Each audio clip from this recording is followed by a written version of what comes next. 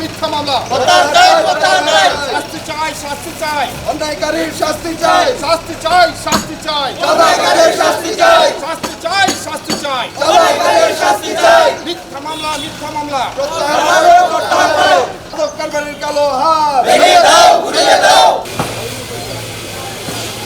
একটা চক্রান্তকারী গোষ্ঠী যারা এই জুলাই বিপ্লবকে ব্যর্থ করার জন্য চক্রান্ত করছে এবং জুলাই আন্দোলন যারা সরাসরি জড়িত ছিল নির্দিষ্ট করে কিছু মানুষকে পুরো বাংলাদেশে তারা মামলা হামলা দিয়ে ভয়ভীতি দেখাচ্ছে যাতে তারা সামাজিকভাবে কাজ করতে না পারে, যাতে চাঁদাবাজরা, যাতে মাদক কারবারিরা সমাজে বিশৃঙ্খলা তৈরি করতে পারে। পুরো বাংলাদেশে মিথ্যা মামলা দিয়ে সমাজকর্মীদেরকে, মানবাধিকার কর্মীদেরকে, অনলাইন অ্যাক্টিভিস্টদেরকে হয়রানি করা হচ্ছে। রাজনৈতিক ছত্রছায়ায় কিছু দুষ্কৃতিকারী আছে যারা ব্যবসা বাণিজ্য করার জন্য এই মামলাগুলো করছে। যেমন একজনকে মামলা দিলে এই কল দেয় যে আসেন আমাদের সাথে যোগাযোগ করেন, আমরা মামলা কাটিয়ে দিব। এমনভাবে টাকা পয়সা নিয়ে চাঁদাবাজিও হয় এটা।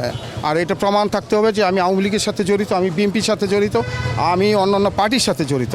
এখানে কোনো সদস্যপত্র নাই। এদেরকে যাদেরকে মামলা দেওয়া হয়েছে তাদের কোনো একটা সদস্যপত্র দেখাইতে পারবো না যে আওয়ামী লীগের সদস্য বা কোনো রাজনৈতিক দলের সদস্য। তাহলে আমার প্রশ্ন হলো, তাহলে এইভাবে কেন আমাদের লোকগুলোকে হয়রানি করবে? আমরা মানবাধিকার মানুষের জন্য কাজ করি, দেশের জন্য কাজ করি। কোন উদ্দেশ্যে করতেছে আল্লাহ পাকই ভালো জানে। আমি প্রশাসনের কাছ থেকে এটা শাস্তি চাবো।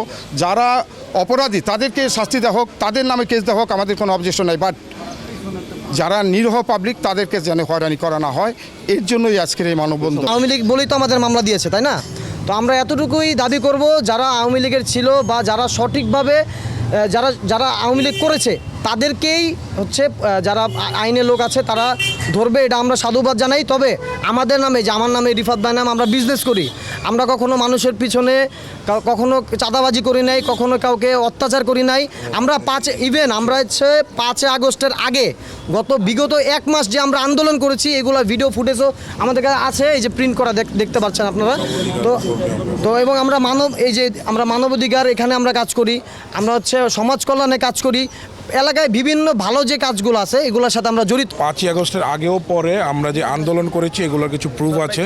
আমরা কোনো দলের সাথে সম্পৃক্ত না। হ্যাঁ, তো এই দলের সাথে সম্পৃক্ত নেই, বাধা দেওয়ার কারণে আমাদের আজকে এই মামলাটা দেওয়া। তো আমরা আইনের কাছে সুষ্ঠু বিচার চাই। আশা করি এটা তারা পজিটিভভাবে দেখবে।